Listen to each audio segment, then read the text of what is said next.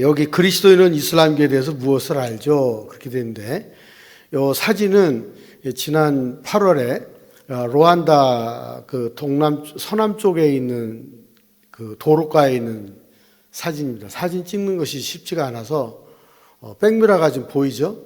차 안에서 이제 몰카를 찍었습니다. 사진을 찍으려고 하면은 그쪽 지역에 있는 사람들이 달려들어서 카메라를 빼앗으려고 하기 때문에 그 망원 렌즈로 줌을 당겨서 찍었습니다. 그러니까 이 아프리카만 해도 여러 지역에 이렇게 도로가에 큰 이슬람 사원을 건축해 놓고 이슬람 교인이 많다라고 하는 것을 표면적으로 드러내주고 있습니다. 오늘 정 목사님께서 방금 말씀하신 대로 지금 하마스와 이스라엘의 전쟁이 계속해서 17일부터 진행되고 있는데 전쟁은 아마도 꽤 시간이 걸리지 않을까 싶은 생각이 듭니다.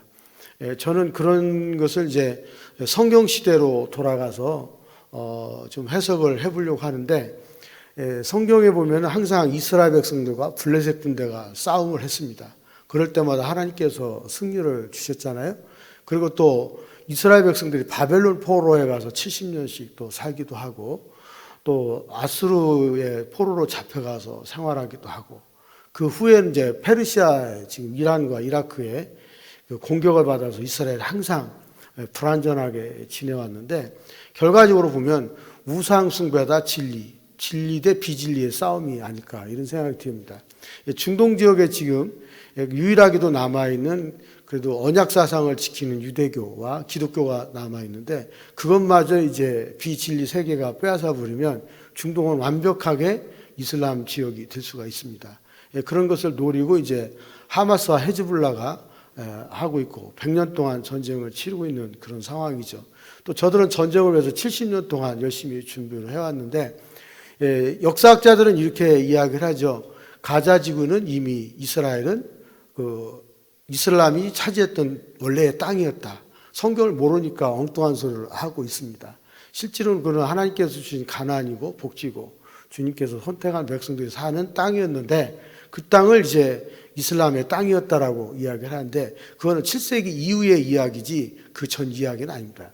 1세기 초라든지 또 그때 당시 삭개오가 움직였던 그런 세리장이 움직였던 때는 이미 하나님께서 역사하시던 그런 지경이었고 땅이었잖아요. 그러니까 언제든지 이 어둠의 세력은 진리를 무너뜨리기 위해서 공격하고 있다는 것을 여실하게 보여주고 있는 거라고 볼 수가 있습니다. 많은 그 꼭지가 있기 때문에 제가 오늘 다 할 수 있을는지 모르겠어요. 그래서 간단하게 넘어갈 건데요. 21세기 최대 테러 사건들이 이제 있었는데 물론 여러분들이 잘 아는 것처럼 9.12 사태도 이제 있죠.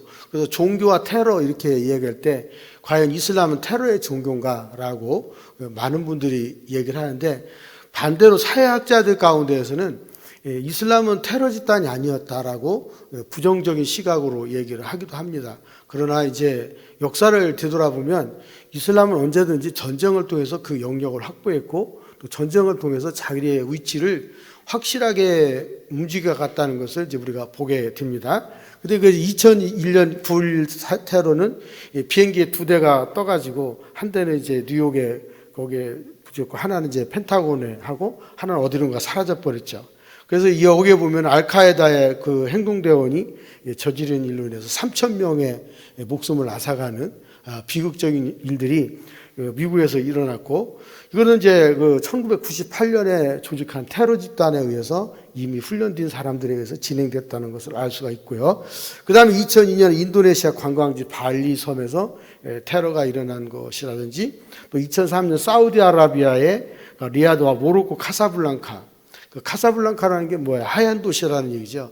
그 맑은 도시, 깨끗한 도시 이렇게 얘기하고 튀르키예는 이제 이스탄불이기 때문에 과거 400년 그때 4세기경에 있었던 콘스탄티노플 그 기독교를 공인했던 그런 지역이죠. 그래서 소아시아 7교회가 머물렀던 튀르키예 이 지역인데 이쪽 지역을 갖다가 이슬람이 완벽하게 자리를 차지하고 지금도 이제 기독교와 이슬람교가 공존하는 도시가 바로 그 그 이스탄불에 있지 않습니까? 이런 관계로 인해서 굉장히 어려움이 많은데 여기에 이제 그 테러가 일어났었다는 거고 2004년에 스페인 마드리드에서부터 또 테러가 일어난 것도 여러분들이 뉴스를 통해서 잘 알 겁니다.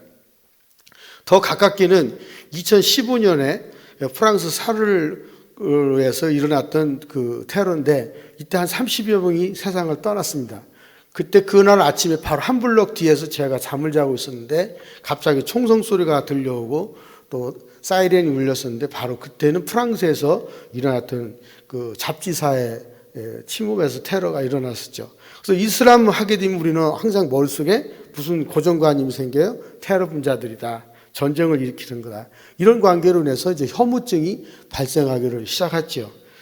그 다음에 이제 또 보게 되면 1979년 이란에서 팔레비 왕조를 몰아내고 이슬람교가 발생하기를 시작했는데 아마도 이때는 이제 왕정 체제를 무너뜨리고 친미 국가를 무너뜨리고 이제 이슬람 국가를 세운 건데 시아파 이슬람들이 거기에서 저 자리를 차지하고 베일을 쓰지 아니하면 전체적으로 이제 그 거리를 다닐 수 없게끔 만들어주는 완전히 이슬람 교주주의에 빠져버린 그런 때를 말합니다. 또 아프가니스탄과 파키스탄, 그 동아프리카의 수단에서 이슬람계 교주주의가 발생했죠. 하나의 교리를 절대적으로 믿는 그런 단체를 교주주의라 그렇게 말하죠.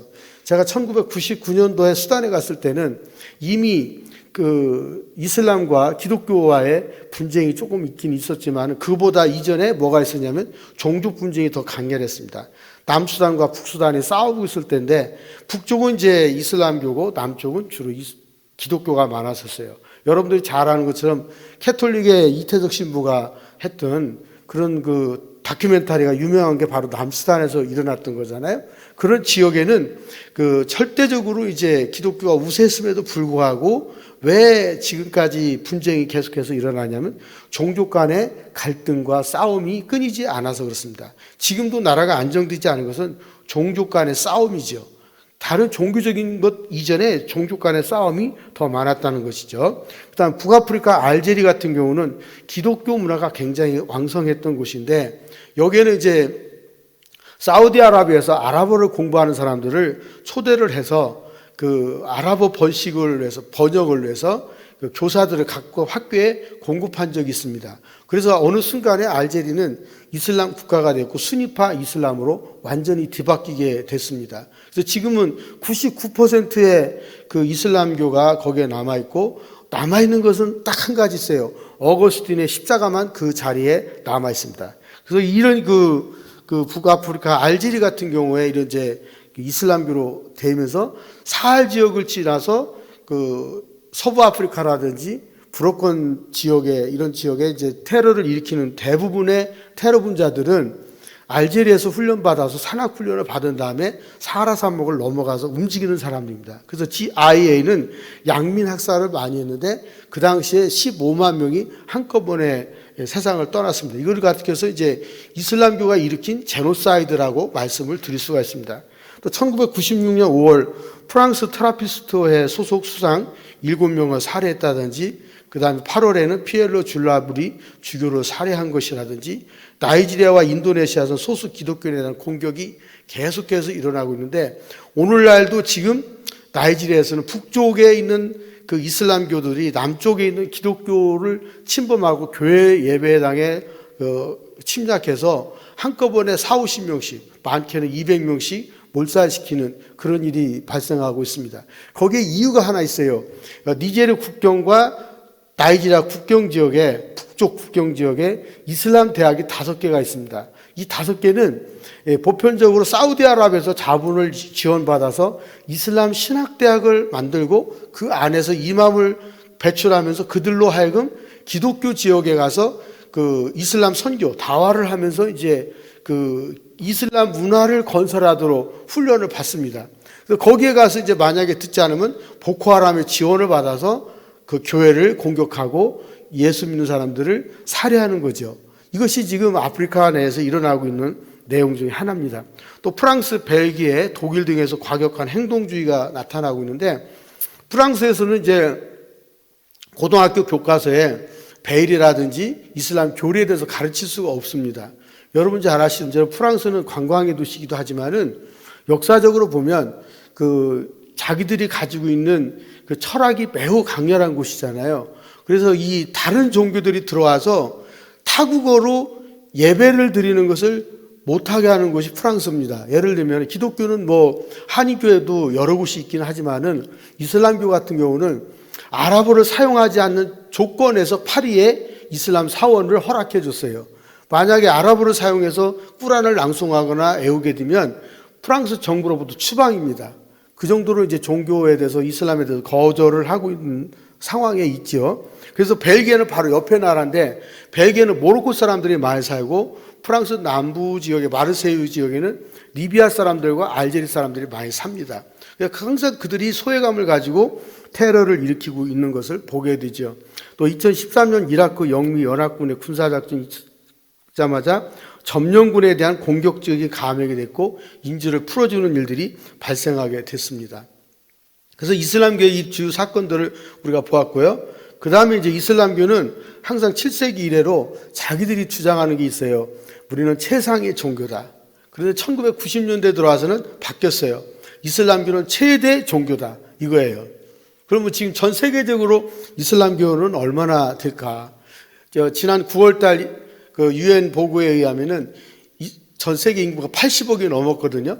79억이 아니에요. 80억인데 그 가운데 지금 이슬람교 교인이 18억 8천이에요. 거의 19억에 다다라요. 어마어마한 숫자죠. 그러면 기독교는 그 캐톨릭 정교회 개신교 모두 포함해서 23억 조금 넘어야 24억 정도밖에 안 되는데 얼마 안 되면은 이제 이슬람교들이 그 기독교 인구를 추월할 것이다라는 것이 이제 전 세계 통계학자들의 이야기죠. 그럼에도 불구하고 처음에는 이슬람교는 최상의 종교다라고 얘기했는데 이제 지금은 이슬람교는 최대의 종교다 이렇게 이야기를 하는 거예요. 단어가 바뀌었어요. 이거를 보면 그냥 지나칠 수 있는 것이 아니고 의미심장하게 받아들여야 될 상황이 아니겠는가 이렇게 봅니다. 그래서 이스라엘의 분열을 보면 이슬람력 37년 서기 657년에 여러 가지로 이제 분열이 되는데 전 세계적으로 현재 시아파 인구는 10% 정도밖에 되지 않습니다. 그 시아파 인구는 대개가 이란에 집중되어 있습니다. 그 다음에 이라크에 소수의 시아파 인구가 있고 그 다음에 수니파가 섞여서 같이 있습니다. 과거에 이제 그 사담 후세인이 통치할 때는 수니파가 우세했었고 시아파는 힘을 쓰지를 못했습니다. 그때 이제 깜빵에 간 사람들이 그 감옥에서 모의를 해서 IS 이슬람 국가를 건설하고 나온 것이 바로 IS죠. 그 다음에 카와지리파라고 해서 이슬람의 소수의 정파인데 그 1% 정도고 수니파가 지금 전 세계적으로 약 90%를 차지하고 있습니다. 그러니까 북아프리카에 있는 모든 모로코라든지 그 모리타니아라든지 리비아라든지 알제리, 이집트는 대체적으로 수니파에 속하 있죠. 수니파는 주로 사우디를 중심으로 해서 움직이고 있기 때문에 전 세계적으로 볼 때 파워가 가장 강력하다 이렇게 말씀을 드릴 수가 있고 그 다음에 수피파라고 해서 신비주의자들인데 이거는 이제 민속 이슬람에 해당되는 사람들입니다. 그러니까 이슬람 교리도 따라가고 토착신앙도 따라가고 그래서 50대 50으로 섞여 있는 거죠. 쉽게 말씀드리면 전통신앙과 이슬람 교리가 같이 있는 사람들 그 다음에 하나파 말리키 동아프리카에 여러 이제 이런 파들이 있는데 이런 파들에 대해서는 여러분들이 문서를 통해서 참고해 주시기를 바라겠습니다. 그 다음에 다양한 고정관념들이 만들어졌고요. 그리고 이제 적대적인 전사 이슬람교가 나오는데 칼리프 오마르 시대 때부터 정복전쟁이 끊임없이 시작이 됐고 또 711년에 지브롤터 해협을 건너서 700년 동안 스페인 이베리아 반도를 상당 부분 지배를 했습니다. 여러분 돼지고기 가운데 이베리아코가 있지 않습니까? 그런데 그 돼지가 많이 나는 데가 이베리아 반도잖아요. 근데 이베리아 반도는 그 모리타니아에 있는 그 또아레그족들이 그쪽까지 전쟁을 치러서 그 모로코 거쳐서 이제 그 모로코를 거쳐서 배를 타고 지브랄터 해협을 건너간 적이 있어요. 그 불과 50km밖에 안 돼. 모로코에서 그 이베리아 반도를 건너가는데. 그러니까 건너편에서 날씨 밝은 날은 건너편이 다 보이기 때문에 얼마든지 왕래가 가능한데 지금도 스페인 남부 지역에는 이슬람교 흔적이 많이 남아 있어요. 그래서 이 700년 동안 스페인을 지배하면서 이 사람들 프랑스를 공격을 한 적이 있습니다. 그러니까 프랑스를 공격을 해서 프랑스 전체를 다 이슬람 국가로 만들려고 했었는데 그걸 못했어요. 그래서 그 프랑스의 이제 중부 지역의 뚜아레그까지 왔다가 칼빈이 그 이슬람 종교개혁 하면서 이제 피신하고 3개월씩 도망 다녔던 그 동네까지 왔는데 이 사람들이 물러가면서 뭘 했냐면 도로 중앙에 큰 돔 같은 그 탑을 하나 세워놓고 갔어요. 우리가 여기까지 침공을 했다는 기념비를 세워놓고 물러났어요. 프랑스 군대에 의해서 물러났는데 어쨌거나 이 프랑스를 먹으려고 참 애를 많이 썼는데 프랑스가 쉽게 넘어가지 않았다는 것도 알 수 있고요. 그 다음 서양에는 적대적인 전사 이슬람이라는 이미지가 매우 굳어져 있다는 거죠. 캐톨릭계 에스파냐 국왕들이 앞장서서 국토 회복 운동인 레콘키스타를 이끌고 무시무시한 종교 재판이 이어지면서 이슬람교도 유대인들은 마그레브와 오스만 제국에서 피난처를 구하기도 했습니다. 그래서 이 7세기 이후로 이제 이 마그레브 해가 지는 곳 레반트 지역의 이란과 이라크 지역에서 공격을 계속해서 해왔는데 거기에 이제 그 당시에 전쟁을 많이 하면서 고대 아랍어로 쓴 투구와 칼을 가지고 침공을 했어요. 그래서 여러분들이 잘 아시는 것처럼 그 티니지 같은 경우는 터키 국기, 튀르키아 국기와 거의 비슷하고 사람들의 생활도 비슷한 이유가 그 티니지를 중심으로 해서 북아프리카 전체를 공격을 했기 때문에 그러한 일이 발생한 것이라고 말씀을 드릴 수 있습니다. 그 다음에 이제 아랍 이슬람 문명의 쇠퇴기가 나오는데 8세기에서부터 13세기 이슬람 문명 확장기로부터 시작해서 기독교가 암흑기를 맞이할 때 바로 이 아랍 이슬람이 굉장히 발달하게 되었고 또 유럽의 르네상스 발달에 영향을 준 그 이슬람교의 문화를 무시할 수가 없다는 거죠. 또 19세기에서 20세기 중반에 그 북아프리카 지역과 근동 지역의 식민화 정책이 이슬람과 아랍, 이슬람 문명을 헐뜯는 고정관념을 부채질하게 되었습니다. 또 14세기 이제 그 아랍 이슬람교 문명이 쇠퇴로 들어가고 이런 관계로 인해서 상당한 번성기를 끝나고 쇠퇴기에 접어들었다는 것도 말씀을 드립니다. 또 기독교인이 알아야 하는 이슬람교에 대해서 한번 우리가 생각하죠. 기독교는 무함마드를 부인합니다. 자기들이 선지자라고 이야기를 많이 하는데 무함마드가 받은 계시도 우리는 인정하지 않고 또 이슬람교 불변성도 우리는 인정하지 않습니다. 또 유대인과 기독교는 그 이슬람교를 향해서 미신으로 간주하는 그런 경향이 있죠. 그러나 이제 네스토리우스파 총대주교 티모데우스 1세를 제외한 나머지 교부들은 무함마드를 인정하지 않아요. 그래서 1세기 교회와 그 다음에 6세기 간에 이렇게 어간에는 정통교회 목회자들은 무함마드는 그 사비다 이렇게 얘기를 했어요. 그런데 일부 사람들이 여기는 가말리엘의 그 계시를 받았기 때문에 정통성이 있다 이렇게 또 인정한 경우도 있습니다. 그러나 어쨌든 간에 위선적이고 가장 또 무식한 그 종파였다는 것을 그 당시에 이야기하기 때문에 그 기독교는 이슬람교의 무함마드를 인정하지는 않습니다. 또 메카 상인들의 반응인데 무함마드에 대해서 상당히 적대적이었다는 거죠. 카바의 신전에 모신 우상들의 가치를 떨어뜨린다는 것과 수익의 원천인 순례가 약화될 것을 굉장히 우려를 했어요. 무함마드가 갑자기 카바 신전에 자기가 순례한다고 나타나니까 이거 이단이 나타나서 우리를 이상하게 만든다 그런 것 같은 게 때문에 그 걱정도 하고 적대 감정을 가졌죠. 또 무함마드의 부족의 법을 거두어 드렸어요. 그래서 무함마드를 살해할 가능성이 매우 높아서 그 당시 어려운 일들이 참 많았고요.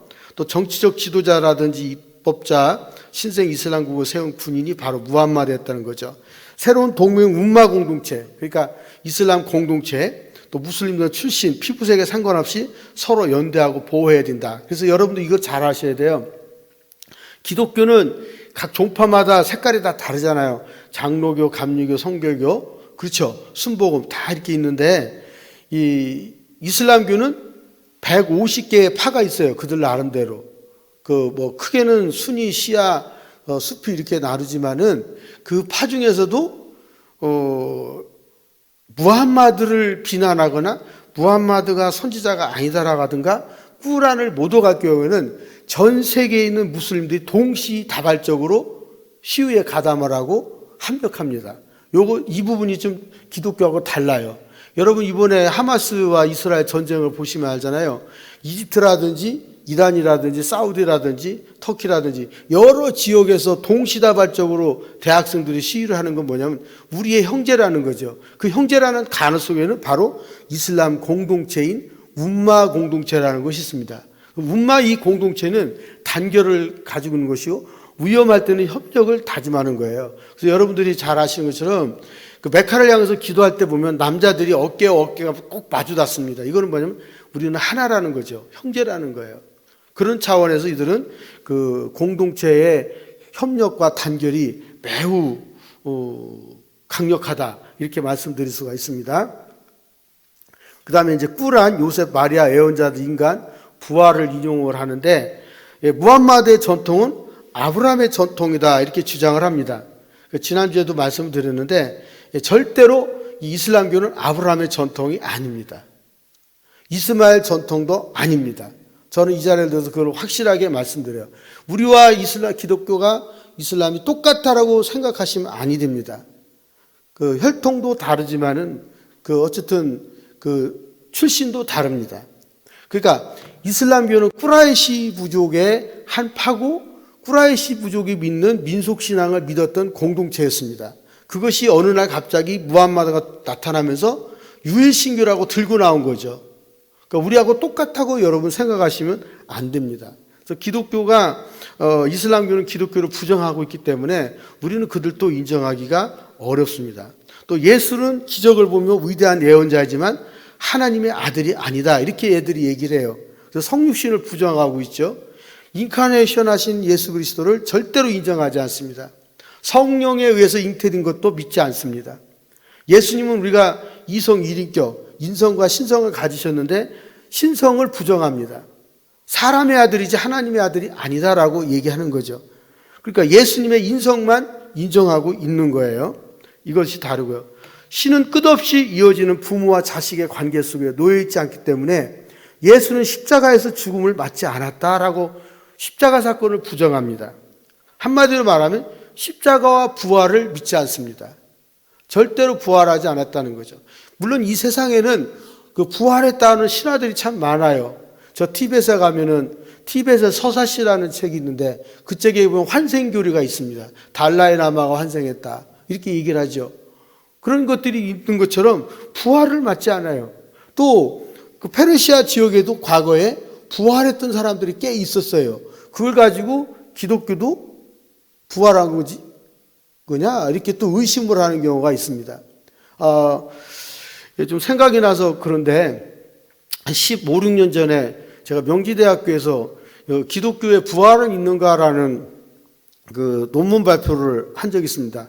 그래서 중동학회였었는데 한 7, 80명이 모여가지고 저하고 토론을 해서 밤 8시까지 토론한 적이 있는데 기독교 부활을 제가 강력하게 이야기를 하니까 거기에 있는 종교학자들, 이슬람학자들이 하는 얘기가 기독교의 부활이 있느냐, 예수 3일 만에 부활한 적이 절대 없다는 거예요. 그것 때문에 논쟁이 붙어가지고 8시까지 피 터지는 그 토론을 한 적이 있는데 나중에 어느 분이 와서 그런 얘기를 합니다. 밥 먹을 때 교수님 제가 사실은 저 부활 믿습니다. 그런데 학술대회라 부활이 없다고 제가 질문을 한 겁니다. 이렇게 얘기를 하는 거예요. 그건 아니죠. 학술대회든 아니든 어디든지 예수 그리스도는 부활했으면 부활한 것을 믿어야지 그 자리를 학술대회라고 해서 부정하면 되겠냐 이 말이죠. 이슬람 학회라고 해가지고 그건 아니죠. 그러니까 십자가와 부활을 부정하는 종교가 이슬람교예요. 그럼 우리하고 동일하지 않아요. 동일하지 않다고 봐야 되겠죠. 그리고 유대인 기독교인들이 하나님의 말씀을 변질시켰다고 주장을 합니다. 유대인의 가장 포인트는 뭐예요? 언약사상을 믿는 거예요. 이슬람교의 가장 포인트는 뭐예요? 샤리아, 지하드를 믿는 거예요. 이것이 차이예요. 불교는 뭐예요? 고행이에요. 기독교는 뭐예요? C.S. 루이스가 말한 대로 은혜입니다. 은혜. 해결될 수 없는 모든 것들이 은혜로 해결되는 거잖아. 그거는 그 얀 씨가 말한 거예요. 하나님의 은혜라고 하는 책에서. 그만큼 기독교는 차별화되고 특성화되어 있다는 거죠. 그래서 이 유대인과 기독교인들이 하나님의 말씀을 변질시켰기 때문에 무함마드만이 참된 애언자라고 보는 거예요. 이슬람교에서. 이런 면에서 기독교와 완전히 차이가 있다라고 말씀을 드릴 수 있습니다. 그러면 이슬람교와 기독교를 부정하는 교리는 무엇이 있을까요? 꾸란, 신학총론, 사회법전, 윤리론, 처세론의 책이죠. 꾸란이라는 것이. 그래서 무슬림과 기독교인들이 어떤 차이가 있는지 여러분 한번 보시죠. 무슬림들은 꾸란을 신의 말씀이라고 입증을 하고 있습니다. 또 무함마드는 읽고 쓸 줄 몰랐다고 주장을 해요. 아랍어로 준 신의 말씀을 무함마드가 전혀 읽을 수가 없었대요. 왜 그럴까요? 무함마드 그래서 제가 볼 때 사기꾼이에요. 사기꾼이 다를 있는 게 아니에요. 단대의 신곡을 보면 무함마드는 지옥 밑바닥에 떨어진 거라고 얘기했어요. 단대의 신곡에 왜 이런 이야기가 나올까요? 사기꾼 같으니까 얘기가 나온 거예요. 그래서 이 꾸란은 이슬람의 신학의 총론이에요. 근데 이 꾸란이라고 하는 경전은 기독교의 성경책이 없으면 해석이 되지 않는 책입니다. 그들이 가지고 있는 꾸란은 기독교의 성경을 기초로 할 때만 해석이 됩니다. 그러니까 거의가 다 성경책에서 가져다가 편집을 한 거예요. 그래서 꾸란의 1장에서 114장까지가 있는데 1장에서 114장까지 연결이 잘 안 됩니다. 지그재그예요. 쉽게 말하면 사람이 피가 골고루 흐르지 않아서 부정맥이 흐르는 것처럼 그 경전은 부정맥 상태입니다. 이건 제가 표현하는 거예요. 그만큼 일관성이 약하고 통일성이 부족하다. 그런 이야기입니다. 그러나 성경은 한 구절을 끄집어 당기면 전체가 다 일목요연하게 따라 나옵니다. 마치 투망을 던지면 투망이 한 줄을 끌어다니면 전체가 끌어나오는 것처럼 성경 66권에 있는 메시지가 다 통일하게 딸려 나옵니다. 이런 면에서 기독교와 이슬람교의 그 경전은 차별이 있다. 할렐루야. 아멘이십니까? 예, 아멘 하셔야 됩니다. 아멘 자신 있게 안 하면 사단이 기회를 타고 아멘을 못하게 합니다. 할렐루야. 예, 아주 좋아요. 바로 이거예요. 기독교는 자신 있어야 돼요. 적극적이고 은혜를 벼락 맞아야 되는 거예요. 벼락을 맞으면 팔자가 고쳐져요. 이걸 모르십니까? 우편 강도가 선생님이여 당신의 나라에 갈 때 저를 기억하여 주옵소서 그랬을 때 내가 오늘 나와 함께 낙원에 이르리라. 할렐루야. 순간에 갔잖아요. 순발력, 기회포착. 이거 잘하는 게 크리스찬이에요. 어리부리 해가지고 아멘도 내일 아침에 하면 지옥 가는 건 아니지만 그건 아니지. 부지런해야지. 삭개오 보세요. 세리장인데 돌 무화과나무에 올라가서 내려다볼 때 예수님이 내려오라고 오늘 밤에 내가 너희 집에 거하겠다. 떨리고 흥분되잖아요. 이런 은혜를 받고 살아야지. 그래서 순간에 할렐루야 아멘 이게 나오는 거야. 이걸 잘해야 돼요. 아멘. 맛이 갔어. 그래요. 그렇게 사세요. 이슬람교 원동력 정복전쟁이에요. 이슬람교는 항상 그 정복을 통해서 확장되었다라고 제가 얘기했어요.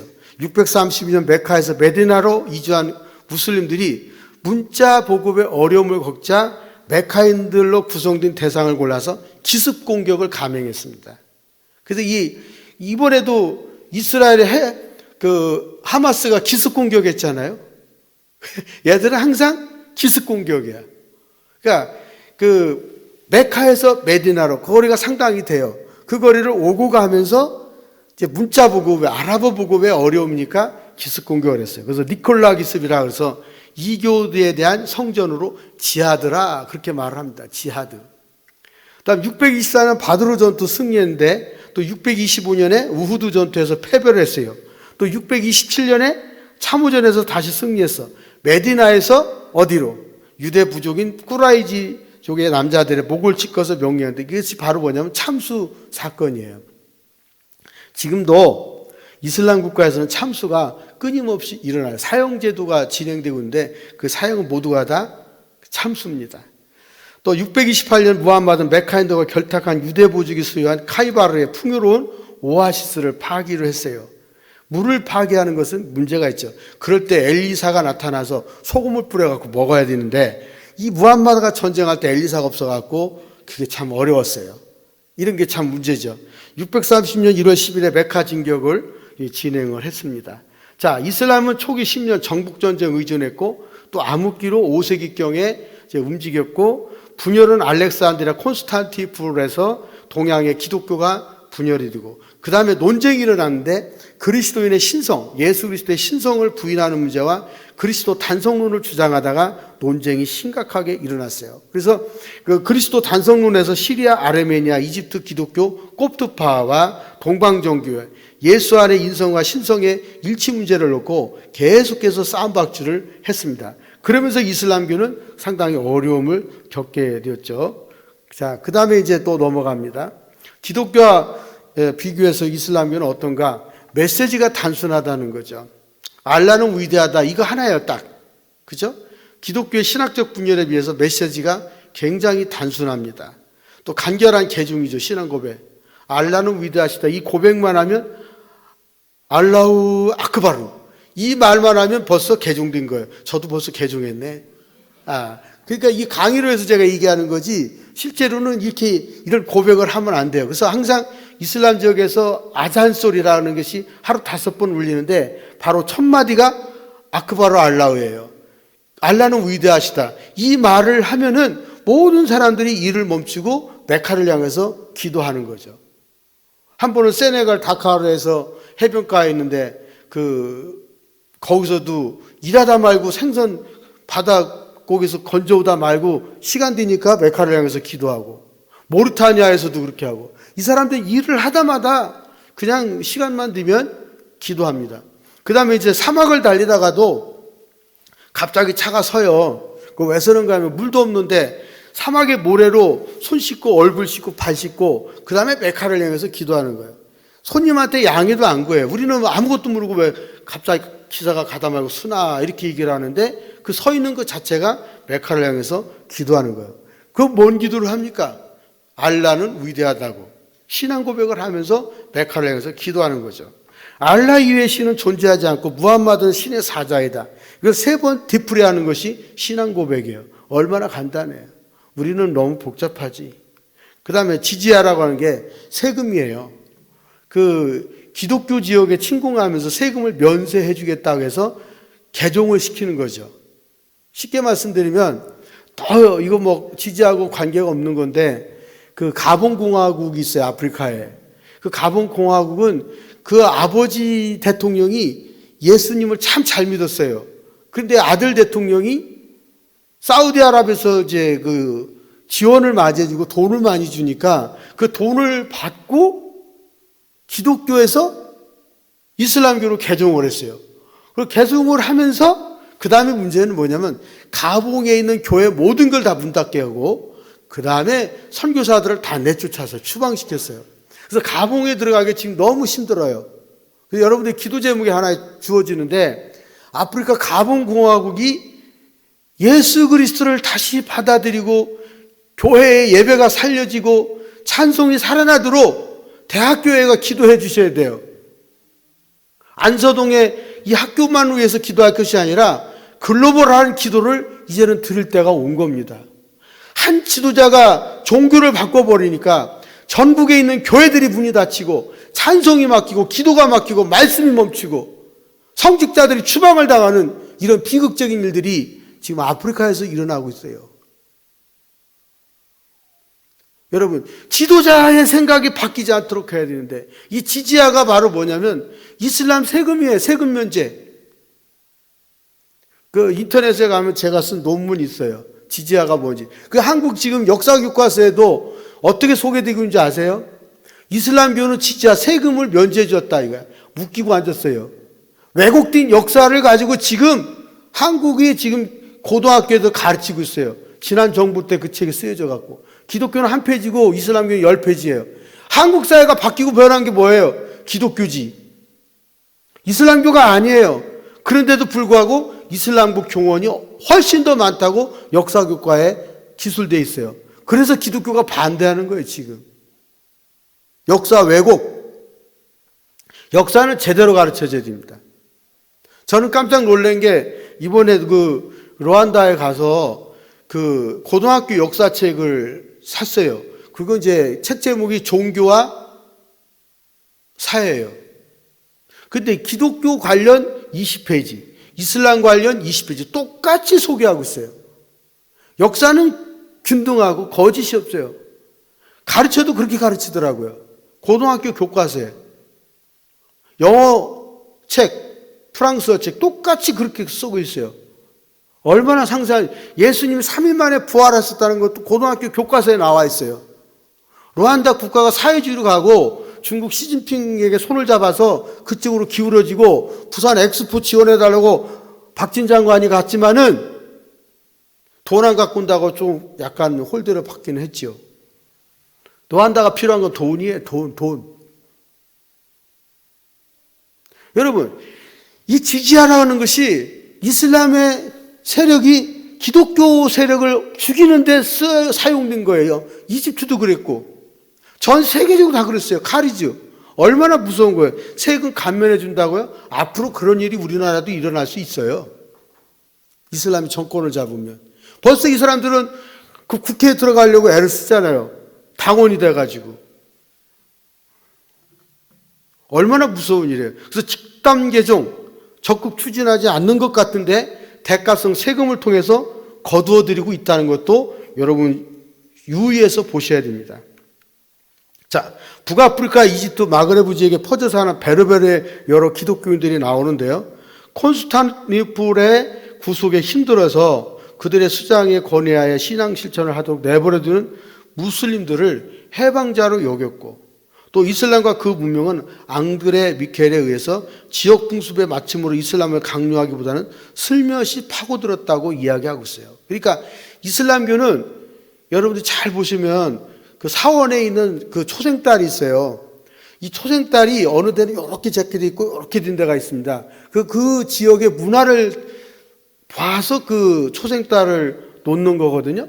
그러니까 항상 그 사우디아라비아 이슬람의 그 법과 인도네시아에서 적용되는 이슬람의 샤리아 법과 그 다음에 이제 중국에서 벌어지는 것과 말레이시아에서 있는 이슬람의 법은 약간의 해석의 차이가 있어요. 그렇게 잘 들으셔야 됩니다. 그래서 코에 걸면 코걸이, 귀에 걸면 귀걸이에요. 자기들이 어떻게 해석하느냐에 따라 달라요. 여러분 이제 우리나라에 지금 이슬람 돈이 개 많이 흘러 들어와 있는데요. 서울 옛날 과거에 대우빌딩 지하에 가면 이슬람 뱅크가 들어와 있어요. 거기서 모든 이슬람 자원이 보험사, 대출 다 들어가고 있어요, 지금. 그게 이제 이명박 정부 때 받아들인 거거든요. 그래서 이슬람 금융이 한국에 많이 잠식돼 있어요, 지금. 알게 모르게. 근데 그 돈이 들어오는데 그 해석을 하는 데 있어서 그 이슬람 율법에 의해서 해석을 합니다. 그럼 그 이슬람 율법을 해석할 수 있는 성직자가 몇 명이나 될까라고 여러분은 의심을 하고 있겠죠. 물론 10년 전에는 없었어요. 근데 지금은 많아졌어요. 이유가 뭔지 아세요? 사우디아라비아 신학대학에서 이슬람 율법 샤리아법을 공부하고 이슬람 금융을 공부한 사람들이 한국에 많이 들어와 있어요, 지금. 우리나라 사람들이에요. 석사, 박사를 하고 들어와서 그 사람들이 이슬람 샤리아법을 해석해 주고 있어요. 이미 한국도 이슬람 토착화가 상당히 진행되고 있다는 거죠. 여러분 기억하실 수 있는 분들은 계신지 모르겠어요. 이제 고인이 되신 허광재 목사님이 계시고 과거에 이성탁 학장님이 천안 애국어대 그 문화대 그 지금 학장님 하실 때 학과 증설 요청이 왔었어요. 아랍 지역학을 백성문화대 애국어대니까 하면 안 되겠냐. 근데 공교롭게도 우리 대학이 그걸 허락을 하지 않았어. 그 어느 분이 저한테도 그 얘기를 했어요. 그 과를 증설하면 꾸란을 배워야 된다. 제가 그 얘기를 했어요. 아랍어를 의무적으로 배워야 되고 그렇게 되면 학교가 기독교 정신을 이어가기가 어려울 것이라고 누구에게 제가 얘기를 했어요.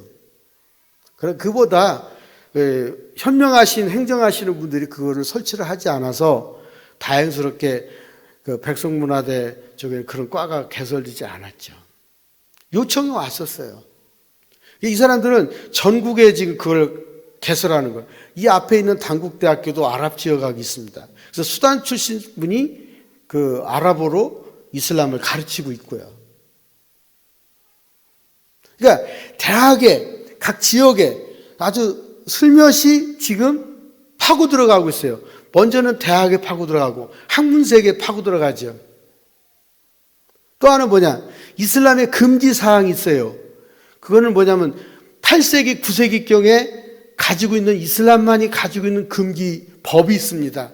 이 법을 번역하겠다고 아랍학자들이 한국 연구자단에 제출한 적이 있습니다. 기독교는 고전어 번역이 이루어지고 있지 않지만 그들은 고전어 번역을 통해서 학문 세계에 이슬람을 확산시키려고 하고 있습니다. 이런 것이 지금 상당히 밑거름으로 움직이고 있어요. 우리는 어슬쩡하게 움직이고 있지만, 그래서 계속된 이슬람의 영토 확장을 보시면 11, 17세기 이렇게 무력 정복으로 상당히 정복을 하고 있다는 걸 말씀드리고, 그 다음에 불관용적인 이슬람교를 제가 간단히 말씀드리는데, 이슬람에게서 가장 포인트는 복종과 지하드입니다. 이슬람이라는 그 자체는 복종이라는 거죠. 우파 좌파 필요 없어요. 다 같이 복종이에요.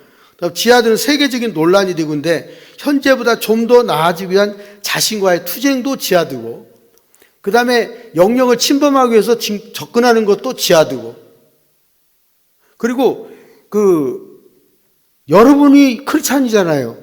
여러분을 죽이거나 또 여러분들 개종시키는 것도 지하드예요. 성스러운 전쟁은 다 지하드인 거예요. 그래서 이 일을 잘한 사람이 바로 빈 라덴이에요. 빈 라덴이 알카에드를 이끌고 2001년에 미국에 폭파시킨 거잖아요. 무슬림은 자신이 공격이나 위협의 대상이 되면 지하드에 참가하게 돼 있어요. 그러나 신의를 믿지 않는 자들에게 복종하지 마라. 꾸란의 도움으로 있는 힘껏 그들에게 대항하여 싸우라. 그러니까 꾸란을 믿지 않는 기독교인들을 위해서도 힘껏 싸우라는 거예요. 그래서 그들에게 자살 특공대를 보내고 테러 행위를 하는 것이 바로 알카에다의 정신이에요. 굉장히 무섭죠. 또 무슬림들이 떨어져 나온 경우에 인도에서 떨어져 나온 경우도 상당히 많고 파키스탄도 있습니다. 이걸 지나가도록 하고요. 기독교에 맞서 싸운 이슬람교를 보시면 지도에 나오는데요. 스페인이라든지 여기 남쪽 지역 지브롤터 제가 말씀드렸죠. 모로코 영해 모로코, 세우타 여기에서 가까워요. 이런 지역들이 이제 바로 있는데 최근에 놀라운 건 뭐냐면 이 오스만 터키 전쟁 때 일어나면서 스페인 영해에 이제 해골들이 유골들이 이제 막 떠오르기 시작한 거예요. 수장됐던 것들이. 전쟁하면서 많은 분들이 죽었었는데요. 이것도 이제 여러분들이 이제 한번 나중에 보시더라고. 시간이 많이 지나가서 단일성을 강조하는 이슬람교인데, 무함마드는 애언자들의 복음이다. 그래서 메시지는 유대교 기독교인을 변절시키거나 구약과 복음서에 담긴 내용을 완성시켰다고 주장을 하죠. 또 예수와 성모 마리아는 인정을 해요. 왜 인정하냐? 예수는 인성만 인정하기 때문에 꾸란에도 예수가 나와요. 그래서 아랍어로 이사라는 단어가 있습니다. 이사. 이사는 지저스 크라이스트, 예수거든요. 그리고 마리아의 몸에서 예수가 나왔다. 인간의 몸에서 예수가 났다. 이거예요. 성육신한 걸 믿는 게 아니에요. 그리고 이제 우리가 가지고 있는 교리, 성부, 성자, 성령의 교리, 삼위일체 교리를 믿지를 않아요. 기독교는 세 개의 종교를 가지고 있어서 다신교회다. 이렇게 혼합 종교다 이렇게 믿어요. 그러니까 꾸란만이 절대적인 단일 신을 믿고 있어서 알라만이 유일한 신이다. 이렇게 이 얘기를 하는 거죠. 우리는 삼위일체 하나님을 어떻게 봐요? 한 분의 하나님으로 보잖아요. 기독교는 삼위일체 하나님, 성부, 성자, 사역은 다르지만 한 분이시다. 이렇게 했는데 이걸 갖다 얘들은 완전히 분할을 해요. 성부, 성자, 성령, 다신교라 이거예요. 그러니까 무슬림들은 유대교, 기독교와 비교해서 이슬람교만의 단일성을 강조하고, 또 유대교의 분파인 동방유대인, 세파르디, 아슈케나지, 이런 것들 다 분파를 보고 기독교는 동방정교회, 가톨릭교회, 개신교 이 세 가지 여러 가지 분파로 보면서 나눈 것을 보면 얘들은 다신교다 이렇게 얘기를 해요. 우리는 그렇게 안 보죠. 그래서 실제로 무슬림이 주장한 단일성과 거리가 멀어요. 이슬람은 아주 오래전부터 이런 분열을 이야기하고 주장하고 있습니다. 또 이슬람교의 분열을 보시면 시아파, 수니파가 있는데 수피파가 신앙 고백과 기도 이런 거에서 또 차이가 있고요. 그래서 여기 이제 그 우측에 보시면 신앙 고백, 기도, 자카트, 지하드, 순례 이렇게 나오는데 이거는 이슬람교의 5기둥이라 그래요. 저거는 무슬림이라면 누구나 다 지켜야 돼요. 하루에 5번 알라는 위대하다고 해야 되고 또 기도해야 되고 메카를 향해서 자카트 10분의 1을 상대방을 위해서 구제를 해야 돼요. 과부나 또 가난한 사람이나 어느 누구를 향해서도 하루에 선한 일을 한 번씩 해야 돼요. 지하드는 방금 말했죠. 꾸란을 믿지 않는 모든 사람은 적으로 간주하고 공격하는 거죠. 평생에 한 번은 사우디아라비아에 있는 메카를 순례해야 돼요. 여자는 갈 수가 없어요. 여자는 간다면 남자를 동행하고 가야 돼요. 아버지나 형제를 남편을 데리고 같이 가야 돼요. 그러니까 이슬람교는 절대적으로 여성의 신분을 높여주지를 않습니다. 성경은 남녀가 평등하다는 걸 강조하지만 이슬람교는 평등하다는 걸 강조하지 않아요. 그래서 이 5가지를 진행하는데 마지막에 순례 부분에 있어서 순례하지 못하는 사람은 이슬람교의 성인이 묻혀있는 묘지를 방문하면 순례를 대신하는 거로 인정해 줍니다. 그래서 제가 첫날 보여드렸던 그 티니지에 있는 1300년 된 이슬람 사원 사진을 제가 보여드렸어요. 그 사진이 바로 티니지 사람들이 사우디아라비아를 가지 못할 때 방문하는 순례지입니다. 또 동부아프리카 케냐에서 문바사에서 그 소말리아에 있는 지역에 그 순례지가 하나 있는데 거기를 걸어서 갔다 오면 사우디아라비아에 다녀온 것으로 인정을 합니다. 중앙아시아 우즈베키스탄에는 그 다니엘의 묘가 있습니다. 다니엘의 묘가 100년에 1m씩 늘어난다고 그러는데 제가 늘어나는지 안 늘어나는지는 몰라요. 그래서 다니엘의 묘를 제가 한 바퀴 돌은 적은 있어요. 돌았는데 그 묘를 돌고 나면 이맘이 축복 기도를 하고 돈을 받습니다. 그 자리에서. 절대로 그냥 못 나갑니다. 그러니까 목사님한테 기도받으면 100만 원씩 놓고 가세요. 그러면 이단이라고 그러겠죠. 근데 거기는 얼마를 하든지 필수적으로 돈을 주고 가야 됩니다. 근데 그게 바로 뭐냐면 메카를 향해서 다니엘의 묘가 우즈베키스탄에 있어요. 무슬림들이 그 자리를 돌고 있는 거예요. 이게 거기를 돌면 사우디아라비아에 다녀온 순례로 인정을 합니다.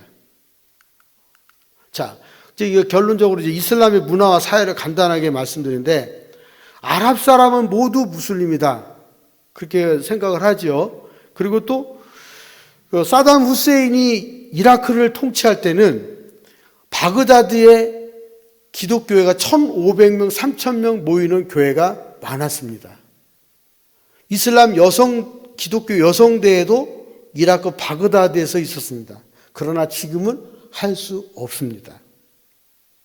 없는데 어쨌거나 그쪽 지역에 다 이제 이슬람화 됐기 때문에 그런데요.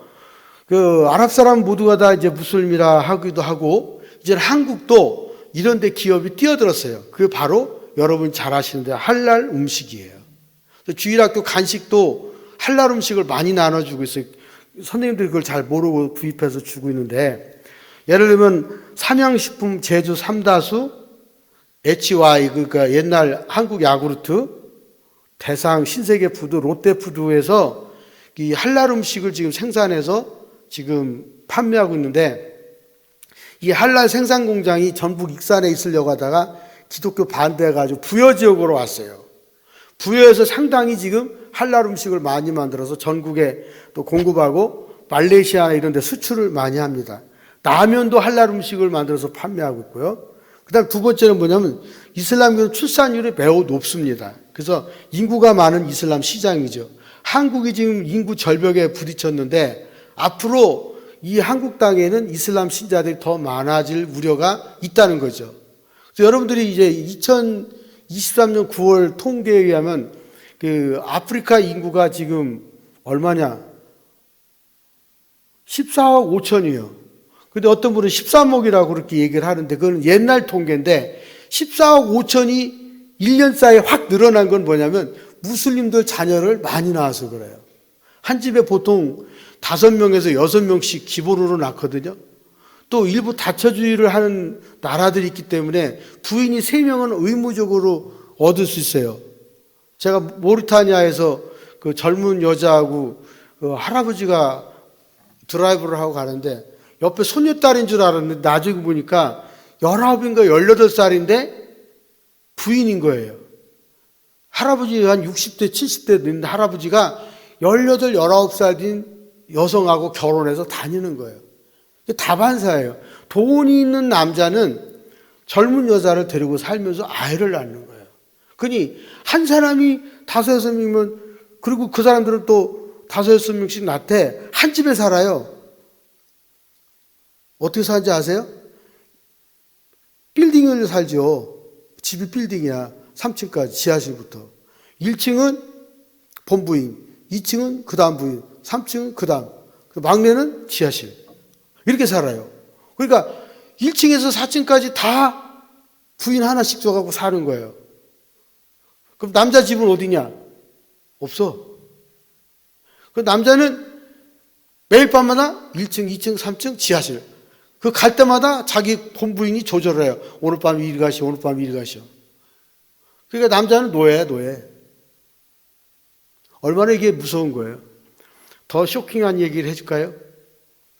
1999년 2월 달에 아프리카 수단 내전 있을 때 거기 있었는데요.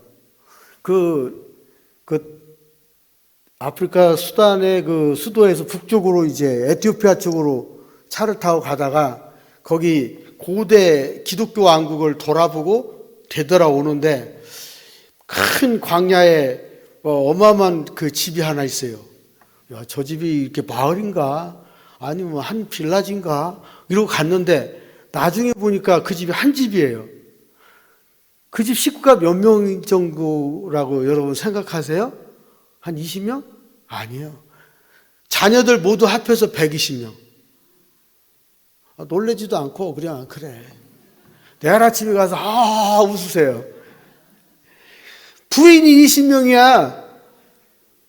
그니 그 부인이 20명인데 그 침실을 제가 그 큰 부인을 통해서 들어갔는데 침대가 쩌르륵 있어. 1, 2, 3, 4, 5, 6, 7, 8, 9, 10, 20까지. 그러니까 거기서 같이 자고 밤에 일을 할 때는 다른 데 가고. 그래서 남자가 낮에는 시운이 없어갖고 이제 담벼락에 앉아있고 여자들이 다 일을 해. 이런 얘기하면 안 되겠지만 강대상이니까. 그러니까 자녀가 120명. 그래서 유치원부터 대학교까지 해도 돼요. 그 연령차가 그렇게 많이 나니까. 제가 그거 보고 아주 쇼킹한 적이 있어요. 1999년도 본 일입니다. 그 다음에 현재 무슬림 인구가 전 세계 24.7%를 차지하니까 2060년이 되면 30억 명이 된다는 거죠. 엄청나죠? 무슬림 인구 높은 나라는 사우디아라비아도 아니고 인도네시아입니다. 87%가 이슬람이고 그 다음에 파키스탄이에요. 여러분 파키스탄은 그 영국 기독교회가 복음화로 해서 엄청나게 투자한 곳이죠. 그런데 그곳이 지금 그렇게 되지 않았고 그 다음에 파키스탄에서 쪼개져 나간 데가 방글라데시인데 방글라데시는 영국 런던 선교회가 엄청난 투자를 했어요. 근데 지금은 98%가 이슬람이에요. 이게 여러분 교회가 정신 차리지 않고 기도하지 않고 성령의 인도하심을 받지 않으면 문 닫아요. 문 닫아요. 하나님 앞에 매달리지 않고 하나님 앞에 말씀 멀리하면요 여러분 안 됩니다. 조금 더 각성해서 신앙생활 하셔야 되겠죠. 자, 여기는 한국의 한남동 이슬람 사원입니다. 아랍 사람은 무슬림 3가지 지역 역사 문자 요소 때문에 그렇죠. 자, 2021년 기준 한국 무슬림 인구가 6만 명이요. 2년 전에. 그러면 지금 얼마나 될까? 통계청에 가서 다시 확인해 봐야 되겠죠? 한국 거주 외국인 무슬림 포함할 때 26만 명. 1976년에 세워진 이태원 한국 최초의 모스크에서 지금 전국적으로 확산되어 있는 이슬람 사원이 굉장히 많습니다. 포천과 광주, 울산, 대구, 대전, 그 다음에 부천, 전라남도 광주, 경기도 광주 다 있어요. 그러니까 한국 이슬람 선교 50주년 기념으로 두 군데 사원이 세워졌어요. 모스크가. 포천 이슬람 사원과 부천 이슬람 사원이 세워졌어요. 그리고 지금 전국에서 살라라고 그래가지고 이슬람 예배당이 지금 3,000개가 넘습니다. 개척되는 이슬람 사원이 계속해서 증가하고 있고 천안시에는 쌍용동과 병천에 있습니다. 쌍용동에 있는 이슬람 사원은 파키스탄 사람이 한국 국적을 취득해서 얻었고 병천은 자기들끼리 모여있는 커뮤니티예요. 그 다음에 여기서 안성으로 가는 아파트에는 매일 5시간 5번씩 메카를 향해서 기도하는 사람들이 모여서 지금도 움직이고 있습니다.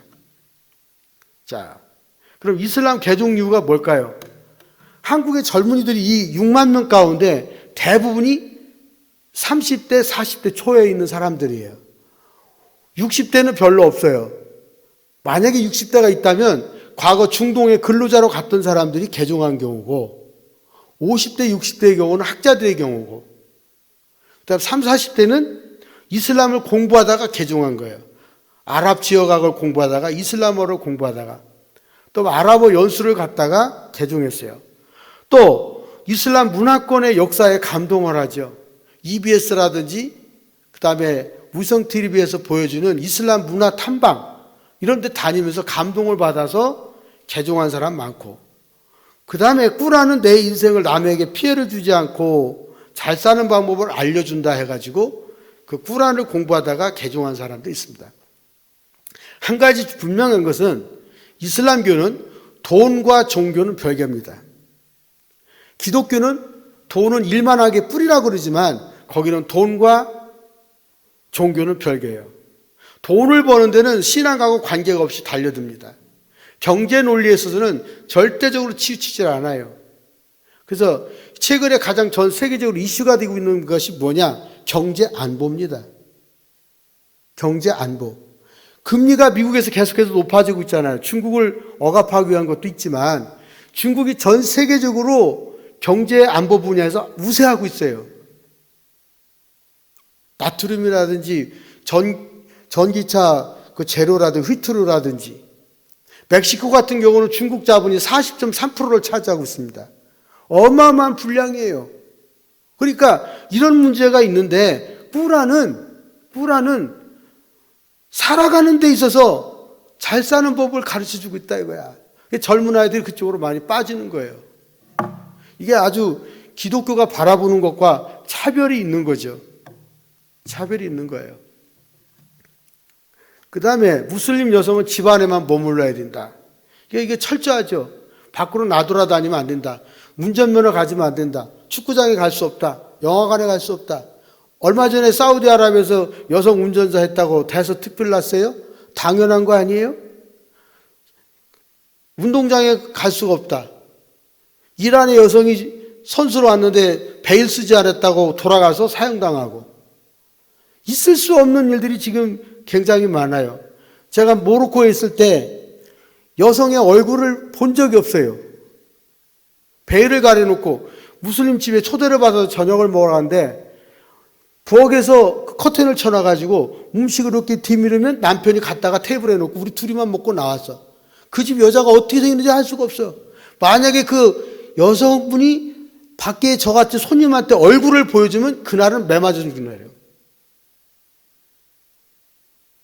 여러분, 교회 와서 남편과 아내가 같이 앉아있는 거 행복하신 줄 믿으시기 바랍니다. 할렐루야. 얼마나 좋아요. 마트에 가서 남편은 카트 끌고 여러분은 계산만 하니 얼마나 좋습니까? 그쪽 지역에서는 남편이 시장 보고 여자는 시장 구경을 갈 수가 없습니다. 파키스탄에서 나온 1000개의 별이라는 소설책을 읽어보십시오. 특파원이 쓴 책에 여자들이 얼마나 구박을 받으면 남편을 삽으로 찍어 죽었겠습니까? 스트레스를 그렇게 받아서 작은 부인, 큰 부인이 합세해서 남편이 집에 들어올 때 삽으로 찍어 죽고 뒷바닥에 묻어버렸잖아요. 여러분, 하나님은 그렇게 만들어 놓지 않았어요. 아프가니스탄의 탈레반이 정권을 지배하면서부터 여성의 인권이 없습니다. 전문직의 여성은 다 퇴출됐어요. 대학교는 문 닫았어요. 남자만의 세계예요. 경제가 돌아가겠습니까? 우리가 하나님의 자녀, 하나님의 백성 된 거 얼마나 감사하고 기쁩니까? 주님을 안다는 게 얼마나 영광스럽습니까? 이런 점에서 한 가지 개혁이 일어났죠. 모로코에서 공주님께서 여성도 상속을 해야 된다 해가지고 2004년에 여성 지휘법을 국회에서 통과시켜가지고 여성들에게 상속권을 주었어요. 이슬람 지역에서 획기적인 일이에요. 왜 일어났을까요? 2001년 미국 테러가 일어나면서 국민들의 안정을 위해서 그 일이 발생한 거예요. 대단한 역사죠. 자, 그 다음 또 넘어가겠어요. 여성은 얼굴을 가려야 된다. 자, 이 눈만 가리면 괜찮죠. 이 정도도 괜찮죠. 눈마저 가리는 여성들이 얼마나 많아요. 꾸란 24장, 31장, 60장에 보면 여성은 무조건 얼굴을 가려야 된다. 치장을 하면 매력을 발산해서 남자를 유혹한다고 생각해서 따귀를 맞습니다. 머리채는 악마의 유혹에 버금가는 치장물이다 해가지고 가려야 됩니다. 동양학자 막신 로댕송이 한 말 있죠. 기원전 2000년 전 논인데 베일은 점잖은 여성임을 나타내고 창녀들과 가난한 여자들만이 맨머리로 애출한다. 여러분 지금 맨머리로 다 나왔으니까 이슬람 지역 가면 창녀야. 총구가 이렇게 와닿아요. 얼마나 무서운 거예요. 메디나의 남성들이 무함마드의 아내에게 다가온다. 꾸란 24장의 빛 30절, 60절, 33장 여성의 여러 가지 얘기들이 나오는데 무조건 너희 아내들과 딸들 그리고 교인의 아내들에게 베일을 쓰라고 전하라. 그것이 자신의 신분을 밝히고 불쾌한 일을 당하지 않는 가장 좋은 방법이다. 이 천안에도 보면은 베일을 쓰고 다니는 여성들이 굉장히 많아졌어요. 어느 날 갑자기 단국대학교, 선문대, 유학생들. 자, 시간이 참 많이 흘러가서 여기서 끝나야겠어요. 아무래도 시계 보는 분이 계셔서 부담스러워 내가. 그러니까 이슬람 여성 대부분 하는데 요 사진은 제가 지난 8월에 레스토랑에서 찍은 거거든요. 루안다에서 찍었는데 중동에서 온 여성들이 식당에 왔길래 좀 멀리 앉아서 망원렌즈로 몰카를 찍은 겁니다. 이게 또 찍으면 뭐라 할 텐데 그래도 그냥 제가 카메라 소리가 딱 나가길래 자기들 찍은 줄 알고 저 쳐다보길래 제가 웃었더니 같이 웃어줘서 끝났어요. 그러니까 웃음이 은혜더라고요. 그럴 때는. 자, 이렇게 돼서 하여튼 뭐 강제적으로 까다로운 이슬람 율법도 있고 이런데 제가 이제 마지막으로 이제 한마디 말씀드리는데 한국도 아까 말씀드린 대로 이슬람이 많이 잠식하고 있다라고 여러분 기억하시면 되겠어요. 그래서 한국의 이제 이슬람 학자들이 활발하게 움직이는 곳이 중동학회, 이슬람 학회, 이슬람 문화학회, 이슬람 문학회 뭐 이렇게 돼갖고 많이 움직이고 있고요. 또 이것이 요즘에는 이제 확산돼 가지고 그 글로벌 지정학회 가지고 여러 학회들이 같이 학회를 해요. 예를 들면 중동 유럽, 중동 아프리카 여기에서 연합으로 학회를 해서 저변 확대를 지금 계속 꾀하고 있는 추세에 있습니다. 그러니까 학술적으로 확산되고 경제적으로 확산되고 그다음에 자금이 들어오면서 보이지 않게 이 잠식해가는 것이 이제 한국 사회라는 걸 기억하시고 이럴 때 우리는 다시 초대교회 신앙을 되찾아서 말씀과 기도로 거룩해지고 성결함의 옷을 입고 그리스도의 빛을 발해야만이 이 어둠의 세력을 물리칠 수가 있습니다. 그래서 가능하면 여러분들이 매일같이 성경을 묵상하고 읽고 그 일을 통해서 하나님의 나라가 속히 임할 수 있도록 거룩한 백성들이 더 많아질 수 있도록 기도해 주시고 매일 예배가 살려달라고 기도하셔야 됩니다. 그래서 기도할 때 예배를 살려주시옵소서, 말씀을 듣는 귀가 열어지게 해주시옵소서, 기도의 불방망이를 내려주시옵소서, 이런 기도를 통해서 교회와 캠퍼스, 가정, 천안이 복음화될 수 있는 길을 여러분이 닦아갈 수 있기를 주님의 이름으로 축복합니다.